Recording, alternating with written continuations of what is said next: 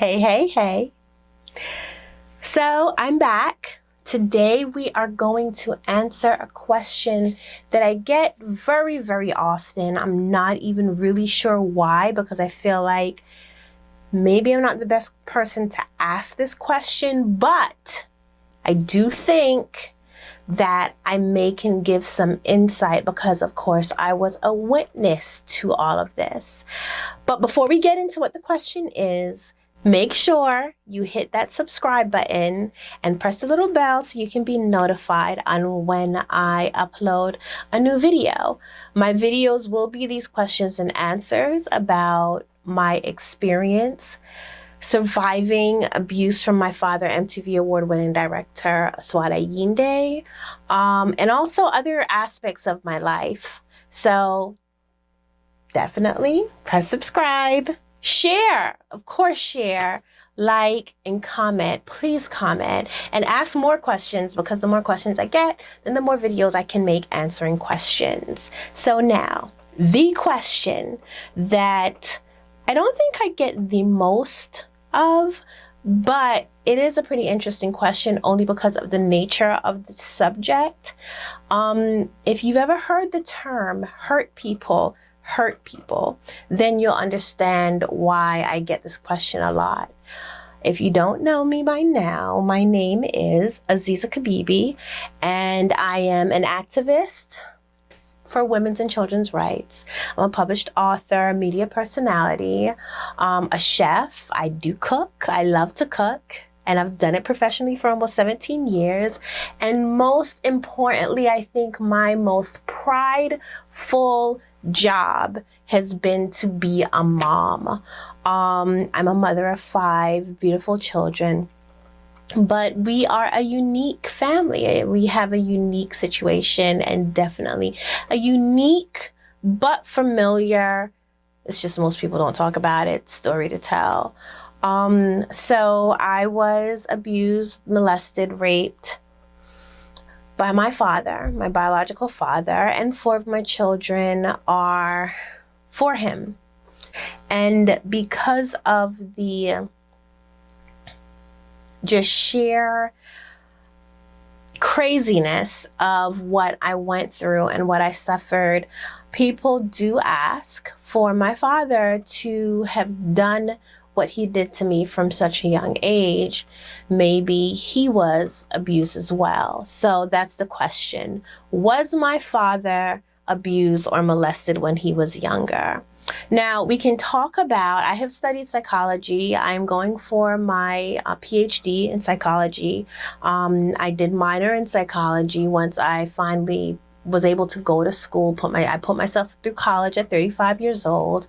I graduated with 2 bachelor's degrees. And this is all after being homeschooled and not being allowed to go to school. So literally, the first time I went to school, I was 35 years old. And I think this is the nature of anyone that has suffered at the hands of another person. We tend to ask why. He did tell us stories. He told us some stories, told me some stories about things that he had witnessed in his life, things that he witnessed his mother doing, sexual things. Statistics are that 1 in 4 girls are molested before they turn 18, but it's also 1 in 6 boys. And often the reason why it's not spoken about as much when we talk about sexual abuse of men, especially if the abuser was a woman, it's not really seen. Our culture doesn't really see it as abuse. You know, you talk about a 12-year-old being sexually abused by a 17-year-old. Most of his friends are going to think that he got lucky, but probably members of his family, especially the male members of his family, are going to pat him on the back for a job well done. So it's just the way we look at the sexual abuse of boys. Now, if it's a man abusing a boy, then I think that our society is more inclined to file that under abuse. But if it's a woman abusing a boy, it's looked at a little different. My father is from the South. His family is from the South. Our lineage can be traced back on his side to the slave owners of my ancestors. So my great-grandmother made you go and get that switch from the tree and take the leaves off of them. I remember clearly one time we went to visit my grandmother's farm in Tuskegee, Alabama, and my brother did something wrong, and she literally made him go and get the switch off of a tree, a thin thing. He must have brought back one that was too small, and she was like, go get a different one, and he had to get a different one. He had to peel the leaves off of it, and she beat him with it. Now, I do think that kind of treatment, what some people, some parents may call spanking or corporal punishment, with African Americans, especially from the South, it was pretty severe, and they did not see it as a form of child abuse. Heritage and the culture, especially in the South, is still so close to how slaves were treated. That was just a form of discipline. So while, the whole corporal punishment thing with raising children is still debatable, before my father started sexually abusing me, the way he would beat us with belts was definitely child abuse. The way that he would starve us if we didn't do our chores, that was definitely child abuse. So we're not talking about a spank on the hand with a ruler. We're not talking about go to your room confinement. We're talking about, I think the longest my father starved me was 3 days. He did not allow me to eat for 3 days. Now, that was during the period that he was also sexually abusing me, but this punishment had no connection. He was punishing me as his daughter for not completing work on our house that we was rebuilding in East Orange. So because me and my brother and I did not finish the work that we were supposed to do on the day that we went to do work, our punishment was that we didn't get to eat. And that happened for 3 days. I was also sick. I write about it in my book, so I'm not going to give it all away. But, I wasn't allowed to eat, and I was a preteen. I was like 12 or 13 years old. So that was definitely child abuse. If anything like that happened to a child today, I think social services would be called. So going back to the idea of hurt people, I don't believe in that. I do not believe in that. I was hurt terribly. I was raped. I was beaten. I was starved, as I just mentioned. And I have no desire. I only have sympathy and compassion for other people because I know what it's like to be tortured. So I cannot imagine inflicting that kind of suffering on someone else. But for some reason, psychologically, and this is why I am interested in psychology and I'm studying psychology. It was my minor while I was getting my bachelor's degrees in media productions and communications. The way the human mind processes information and experiences and what exactly is PTSD, those kind of things fascinate me. And I do believe, and I have to say, and I have spoken to many other survivors that have taken up this torch of learning human behavior, because they're just trying to understand why someone that was supposed to love them and care about them hurt them instead of loving them. So again, I don't give a person who has suffered that excuse, because I have suffered and I have no desire to put that suffering on someone else in any form or fashion. I am actually hypersensitive to how people feel, how my actions make another person feel. So to say that, or to give, I think it's an excuse, because we all have the power to choose. That is one thing that God has given us, the power to make a choice. And no matter what has happened to you, no matter what goes on in your head, you still have the agency to decide how you're going to respond to it. You can choose not to react based on emotion, and you could instead respond based on calculations and thoughts and practicality.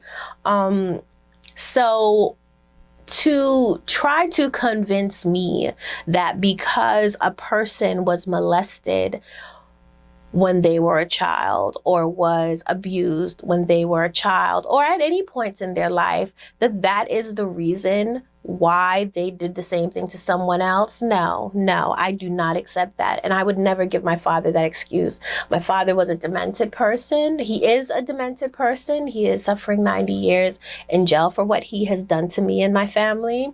And that pretty much is it. In my opinion, he is self-centered. He's a narcissistic. He had a God complex. I mean, everything that had to do with ego. We can talk about Freud all day. Everything that had to do with ego, my father was like textbook critical everything, because he decided that he was the only connection to God that we were allowed to have. He decided he was the end all be all and authority on everything. And I don't know if his experiences in life and the things that he got away with enabled his behavior, made him feel justified in doing what he did. If he did something wrong, he didn't necessarily get caught or suffer for it. So maybe that in turn told him that what he was doing was right. I don't know. He even told my mother, when he first told her that he was molesting me, he told her that it was because I had eczema and this would cure my eczema. Now, we all know that that's not true. I don't know how my mom believed that, but hey, whatever. And at one point he told me that a spirit woke him up in the middle of the night and told him to come and molest me. My memories say that my father started sexually abusing me when I was 8 years old. But for all I know, it could have been younger than that, because this story that he said that something woke him up in the middle of the night and told him to come and touch me inappropriately did not coincide with the day that he molested me for the first time, which was in the middle of the afternoon. So, I'm sure if you were to ask him, if you was to go to his jail cell and ask him why he did what he did, at this point, I don't even think that he has accepted that what he has done is wrong. He never shared or told me anything that was traumatizing to him. That doesn't mean that it didn't happen. It could have very well happened to him, but in his mind, he was in denial. He didn't see it as abuse. He may have very well been abused by a woman, but he didn't see it that way.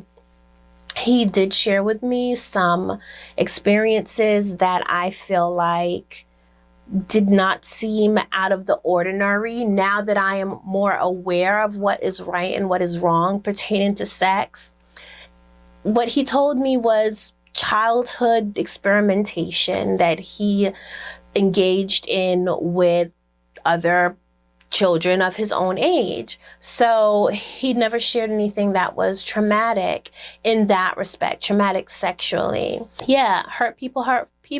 I call it BS. Hurt people choose to hurt people. It's not automatic, because everybody that's hurt does not hurt someone else. That's it. That's the best I can give as far as the answer to the question.